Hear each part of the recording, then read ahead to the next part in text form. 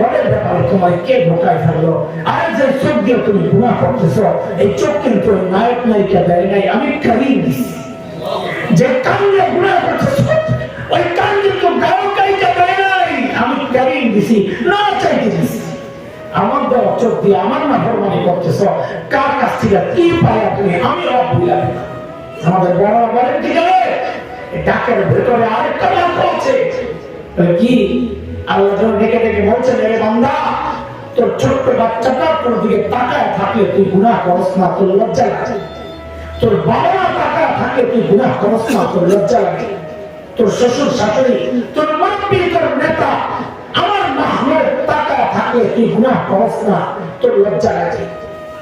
অথচ আমি কারিম তোকে দেখে দেখে বলছি, আমি দেখে দেখে তোকে ডাকতেছি, তাও তুই গুনাহ ছাড়স না। আরে কিরে বান্দা, কি হয়ে গেল? আমার দাম বুঝি তোর কাছে ওই বাচ্চাটার চেয়ে বলে গেল? হ্যাঁ, ওই বাচ্চা তাকায় থাকলে তুই গুনাহ করস না, আর ওই তাকায় তাকায় ডাকি, তাও তুই গুনাহ ছাড়স না।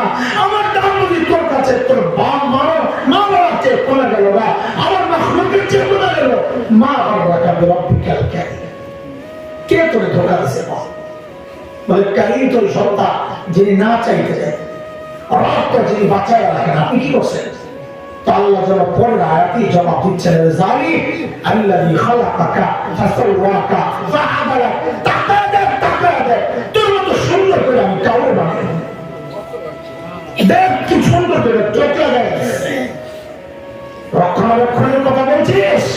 আরে দেখ কি সুন্দর দুইটা ঝাড়ু লাগাই, ময়লা পড়ে তো ঝাড়ু দিয়ে পরিষ্কার করে। তুই যখন ঘুমায় যাস, এই চোখগুলো অনিরাপদ হয়ে যায়। আমি নিজ দায়িত্বে একটা সাঁতার লাগাই, আমি বাঁচাই। তুই কি করস? ঘুমটা ভাঙার সাথে সাথে এই চোখটি খুললেই আমার নাফরমানি শুরু করস। মা আর বাবার বিরক্তি খেলবে, কে তোকে ধোকায় ফেলেছে বল? কার কাছ থেকে কি পায়? তুই তোর কারিম রব ভুলে যাবি। ও ভাই, এই অনুভূতিটা যদি দিল আর দিমাগের মধ্যে বসানো যায়, যে এই মুহূর্তে আমার রব আমার গাইটা দেখে সতর্ক করতেছে, জানতে চাইতেছে, যে চোখ দিয়ে গুনাহ করতেছে চোখটা কার, তুমি জানতে চাইতেছে। যে কান দিয়ে গুনাহ করে তুমি জানতে চাইছে, এই কানটা কে দিছে তুমি জানতে চাইতেছে। জবাব এখন দিবেন না, হাসরের মাঠে চোখ জবাব দিবে, হাসরের মাঠে কান জবাব দিবে। এই হাত পাও, যে হাত পাও দিয়ে গুনাহ করছে, হাত পাও জবাব দিবে। আমার সমস্ত গুনাহ সাক্ষী আমার চোখ দিবে, কান দিবে, হাত পাও দিবে, আরে এমনকি চামড়াও দিবে। সূরা হামিম আস-সাজদা 20, 21, 22 নম্বর আয়াতগুলো একটু পড়ে দেখেন, 24 নম্বর পারা দেখেন। আল্লাহ তাআলা আমাদেরকে সব রকমের গুনাহ থেকে হেফাজত করেন। আমিন।